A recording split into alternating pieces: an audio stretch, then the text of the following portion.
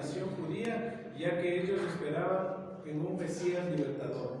El énfasis de la escritura fue para eliminar las expectativas erróneas de un reino terrenal, para enseñar la naturaleza y magnitud espiritual del Evangelio, para preparar a los judíos que puedan admitir a los gentiles en la iglesia. Jesús es el Señor de la iglesia, sus enseñanzas tienen importancia continua para el pueblo de Dios. El Evangelio del reino es para todos los pueblos, judíos y gentiles por igual. Bien, nosotros buscando el contexto teológico podemos sacar frases importantes solo de la investigación. Vemos que el escritor del Evangelio de Mateo no era cualquier persona, era una persona letreada, educada. ¿Por qué? Porque los recaudadores de impuestos tenían que ser letreados, tenían que ser estudiados para ocupar ese cargo. No eran las personas que tal vez no tenían ese conocimiento. Tenían que tener ese conocimiento importante para elaborar y trabajar en el trabajo que se les contrataba. Y por lo general eran judíos que trabajaban para el Imperio Romano. Por eso se dice que Mateo era un hombre muy letreado. Por eso podemos ver, ¿sí?, que en su enseñanza del Evangelio de Mateo, que vemos algo importante. Este Evangelio es un Evangelio bien esquemático, tiene los temas muy ordenados, muy bien puestos. Se le puede totalmente ver que los temas están cronológicamente puestos en ese lugar. Encontramos desde la genealogía de Jesús hasta cuando Jesús da el mandato a toda la iglesia en ese tiempo. Y digo iglesia, ya les diré por qué, porque más adelante vamos a decir, usted va a decir por qué habla de iglesia en el Evangelio de Mateo. ¿Por qué? Por algo muy importante. También podemos ver, ¿sí?, que el énfasis principal era corregir. ¿Qué cosa era de corregir? ¿Qué estaba pasando en ese tiempo? Corregir las ideas o las enseñanzas erróneas del Mesías que iba a venir. ¿Sí? Por ejemplo, se decía que el Mesías que ellos esperaban era un Mesías, ¿cómo era? ¿Cuál era la característica principal que ellos esperaban de ese Mesías? Dominante. Ya, otra cosa. Hay algo más. Ellos esperaban un Mesías no como nosotros lo sabemos. Ellos esperaban un Mesías revolucionario, un Mesías libertador, un Mesías que venga a gobernar. Exacto, que venga a gobernar. Decían, ese Mesías nos va a sacar de ese imperio, de esa dominación. Eso es lo que ellos estaban esperando. Entonces, el Evangelio de Mateo les da la explicación correcta, la enseñanza correcta de que esa no era el propósito al cual este Mesías, Hijo de Dios, venía. ¿Sí? Entonces vemos muchas verdades cuando nosotros vamos a ver esta investigación. Cuando estábamos trabajando esta investigación, nos damos cuenta de muchas verdades. ¿Sí? Sigamos. Contexto religioso. Vamos a ver qué estaba pasando en el contexto religioso. Por favor, niñito, ayúdenos, por favor. Contexto religioso. Mateo es el único que usa la palabra iglesia. Por esta razón, algunos le han llamado el Evangelio eclesial. Emplea 4 veces el sinónimo reino de Dios. Su propósito es claro, demostrar que Jesús es el Mesías esperado por mucho tiempo. Hay gran cantidad de citas del Antiguo Testamento que están específicamente diseñadas para mostrar la unión entre el Mesías de la promesa y el Cristo de la historia. Había diferentes opiniones acerca de la naturaleza del Mesías. Esperaban a un guerrero que apreciara como un campeón político y héroe militar. Que el Mesías reuniría bajo la ley a los judíos de todas las naciones, o sea, los dispersados, y los conduciría en un ataque victorioso contra sus enemigos. Los opresores paganos serían eliminados y la raza escogida de Dios sería conquistadora del mundo. El Mesías sería descendiente de David. Toda esta explicación o esta enseñanza es lo que los judíos estaban esperando, como les dije. Mateo es el evangelio donde se cita por primera vez en este evangelio la palabra iglesia. Ahí se da a entender el término de eclesia o iglesia.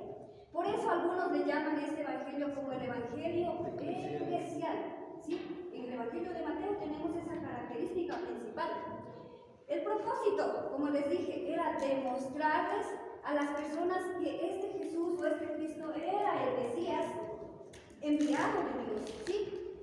Ahora, ayúdenme ustedes, ¿qué es lo que estaba pasando en lo contrario? ¿Qué es lo que estaba diciendo la gente? Ellos querían ¿qué cosa? Un Mesías que era o que sea un guerrero. ¿Qué decimos un guerrero? Querían que venga esta persona con un armamento, a formar un ejército para luchar contra sus opresores. Eso es lo que ellos esperaban de este Cristo. ¿Qué también esperaban? Que esta persona reúna a los que estaban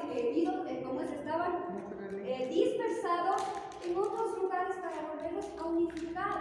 Ellos querían eso de este Jesucristo. También, ¿qué querían? Querían eliminar a quienes, a sus opresores, al imperio romano.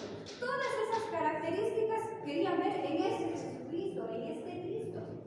Perdón, Lidia. Y lo más importante, claro. ¿Me podrías explicar a qué se refiere cuando dice para mostrar la unión entre el Mesías de la promesa y el Cristo de la historia? Ya, el Evangelio de Mateo nos da esa explicación. Yo no lo El entiendo. Cristo de No lo la entiendo, ¿a qué se historia, refiere?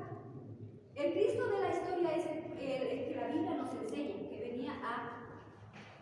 ¿Ibas a decir algo? ¿Dónde?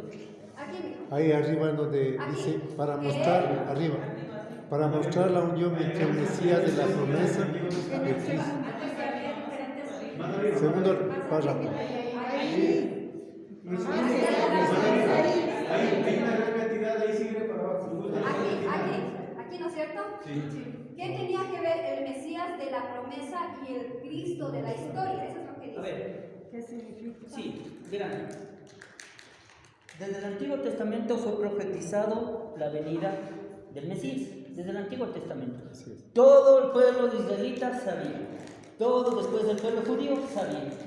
Y entonces, por medio de los profetas mayores, profetas menores, todos, recuerden, el profeta en el Antiguo Testamento tenía dos funciones específicas: anunciar la primera venida del Mesías, y la segunda tenía el propósito de todo profeta es de denunciar el pecado del pueblo de Israel. ¿Sí? Entonces, cuando se refiere al Evangelio de Mateo, es porque los judíos tenían en su mente, como yo les estaba explicando, ¿qué cosa? Que va a venir este Dios, como sacó con mano firme y poderosa al pueblo de Israel de la esclavitud de Egipto, así mismo va a venir con esa mano firme y poderosa a sacar a su pueblo, su judío, de la opresión del imperio romano. Entonces, se juntan estas dos características.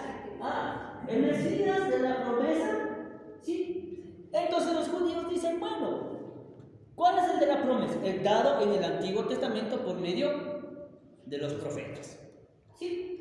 Pero, aquí sí vamos, Mateo, como hace una cronología,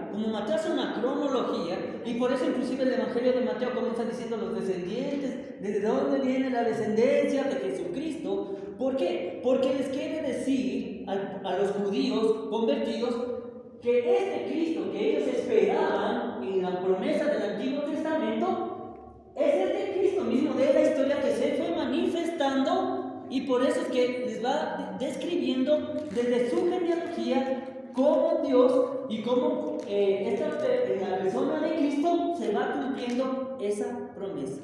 Y por eso es que Mateo le hace esta referencia de Cristo de la historia. ¿Por qué? Porque Mateo tiene esa, se puede decir, esa característica de escribir por medio de qué cosa?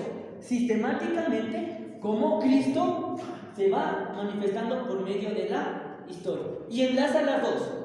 A ver, ustedes judíos les dicen, ustedes judíos esperaban al Mesías del Antiguo Testamento. Y yo les estoy explicando que este Mesías que ustedes esperaban en el Antiguo Testamento ya se fue manifestando cronológicamente y aquí está. Por eso se le dice, hermano, se le dice que Cristo de la historia. Y le enlaza las dos partes, porque el énfasis de Mateo es enseñarles qué cosa a los judíos. Que Jesucristo es Mesías. ¿Cuál era el propósito? Mesías. Es el Mesías. Para mostrar al Mesías por medio de Cristo. Exacto.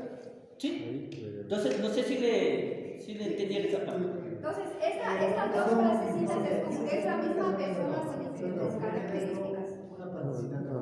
Claro. ¿Por qué se refiere Mesías sería descendiente de David? Porque hay alguna razón. al Mesías Discúlpame por que medio de empiece Cristo. Este no. Mesías sería descendiente sin la última parte. Mesías De la descendencia de David. ¿Por qué? Porque eso fue dado ya inclusive en el libro de los Salmos. Cuando le prometió a David, cuando Dios dijo, no es que es una gran. Aquí hay que tener mucho cuidado porque si usted va a entender, le dice el pacto davídico que Dios hace con David. Y déjeme decirle que no es pacto. Con mucho respeto, no es pacto. Es una promesa que le hace Dios a David. Entonces es una cosa individual entre una persona a otra. Entonces no es pacto. Porque pacto conlleva que sea para multitud. ¿Sí? Entonces, lo que sí le hace, y le hace la referencia a Dios a David cuando le dice, de tu raíz saldrá el Mesías. Y eso inclusive, se me fue la memoria ahorita, pero si hay un profeta que inclusive dice, de la descendencia de David saldrá el Mesías. E inclusive en el Nuevo Testamento sí hace esa referencia. Si no me equivoco, está en Daniel. Sí, por eso te digo, exacto, o sea, por eso te digo, se me fue. Pero si hay un profeta. Isaías también habla sobre. Exacto. Entonces, miren, gracias Luchito. Entonces, ¿qué es lo que pasa? Entonces, cuando dice la descendencia, recuerden, ustedes dirán, pero ¿por qué de David? Porque Dios ya lo mismo, él mismo le prometió a David. De la raíz de David saldrá el Salvador. ¿Sí? Saldrá el Mesías.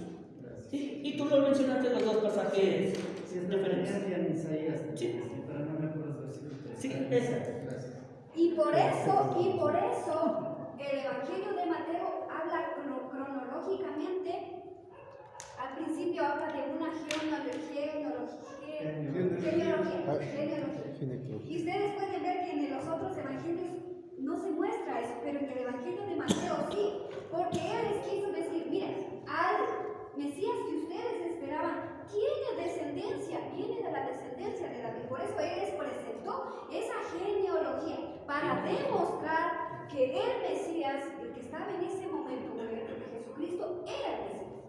Por eso hay que tener mucho cuidado, decimos, pero ¿por qué estará esto en este evangelio? Y en este evangelio no está. A veces nos preguntamos eso y vamos a la investigación y nos damos la respuesta. Es por eso que en Mateo hay esa característica principal. Vamos a continuar. El contexto económico. Vamos a ver qué encontramos en el contexto económico para seguir avanzando. A ver, Angie, por favor, ayúdame con esa lectura, por favor. Ya, contexto económico. Los romanos construyeron muchos caminos, acueductos y puentes. El famoso sistema romano de caminos conectaba todas partes del imperio. Roma exigía fundamentalmente dos cosas a los pueblos subyugados: que pagarán los impuestos y que aceptarán el dominio de Roma. En ese contexto económico se escribe el Evangelio de Mateo. En ese contexto, mira en ese tiempo, Roma hizo muchos avances en sus provincias donde ellos gobernaban. Hicieron muchas cosas y para eso este imperio llegó a ser tan grande por las cosas grandes que ellos hicieron, por los avances se podría decir, o las obras que hicieron en ese tiempo. Este imperio fue uno de los más económicamente pudientes de los imperios de ese tiempo. Contexto social, así vamos avanzando rapidito. Contexto social, Ivancito, por favor, ayúdanos. Ok. En el tiempo de Cristo había unos 54 millones de personas en el imperio. Aproximadamente una de cada 10